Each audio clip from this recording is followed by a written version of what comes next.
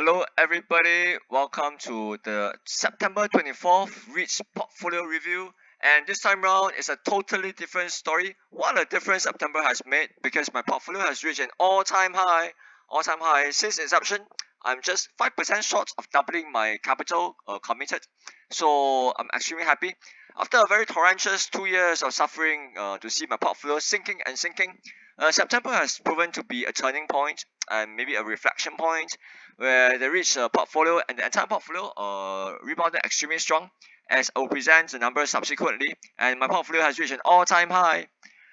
The worst point was, of course, earlier this year when the REITs portfolio was down 12% year to date, sinking every single day, and the overall portfolio was down 4.5% year to date with a dividend cut of 3.6%. And what a difference 3 months have made. The REITs portfolio is now 3% positive year to date. So it's a 15% flipper from -12 to +3%. The overall portfolio has also flipped to 5% positive year to date. So while it's still lacking, of course, the major indexes, but nonetheless, it has achieved the goal that I was hoping for. I was hoping for the REITs portfolio to at least break even and for this number to be positive, and it has certainly achieved that. REITs are now +3% year to date with the overall portfolio gain of 5%. So what's quite stunning is, of course, the turnaround story in the REITs portfolio from -12 to +3, so it's a 15% flipper, and the dividend to date is, of course, up 4% as well. So it looks to be extremely happy now. Actually, I have a dividend increase year to date. Both the portfolio basis and on a REITs perspective, everything is now positive. So it's looking like a strong rally, and hopefully it will continue this way for the rest of this year. Actually. The main events for September, of course, is two things. Number one, from the US, where the Fed cut rates by half a percentage point. I wasn't expecting this actually. I thought it would be more cautious and just cut 25 basis points, but yet it was a half a point, which took me by surprise. But nonetheless, the reaction was quite muted post-cut. When I was expecting a rally, the market was quite muted actually. Maybe people were expecting a lot more positive news. But then I was surprised that they cut half a point, and I was quite pleasantly surprised, of course. The second big thing which happened just last week was from action from China, the second biggest economy, and now Xi Jinping, who appeared unfazed for months as like stocks sank, prices fell, and discontents grew across China. He just bought up right for the past few months, and now suddenly it was a big change around with a rare televised press briefing, and now it's gonna open its warehouse to stock markets and making cheaper money available, and then they'll be injecting more capital to lenders, giving lower interest rates, and also was speculation of even more fiscal stimulus and making a pledge to stop property prices from declining. Nonetheless, I thought it's quite a bit too late already. The economy is sinking really badly, but nonetheless, it's at least something done. But nonetheless, I thought there will still be quite a fair bit of effects trickling into the economy.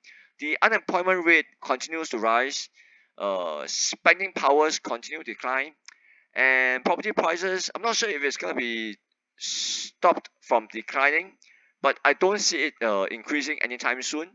So I'll be very cautious on the optimism around China from this piece of news. I think a lot of the optimism and the stock rally is actually from a bunch of people who are being squeezed from the shorts. So this is a bit of a short squeeze, and rather than like a bull market based on optimism on fundamentals. I'm not selling things yet though, because I'm so much into the red. I don't think it makes sense to sell something. But nonetheless, I'll be cautious about buying too much into this China bull story. A lot of it will still manifest itself through the trickling in of the state of the economy into the bottom lines of companies. So that's what I will caution. On a overall portfolio perspective, this is how the REITs components have changed in terms of weightage.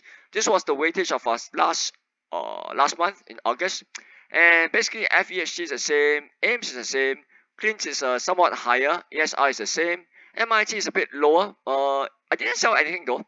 I think it's just the fact that MIT didn't really rally much, whereas other things have rallied a lot. Star Hill has rallied quite a fair bit, from 12% to 13.5%. CLCT, of course, has rallied a fair bit. It's now 85 cents from like the depths of like 60+ cents. It's now 13%, happily there. So you can see now these three guys are like really big compared with AIMS.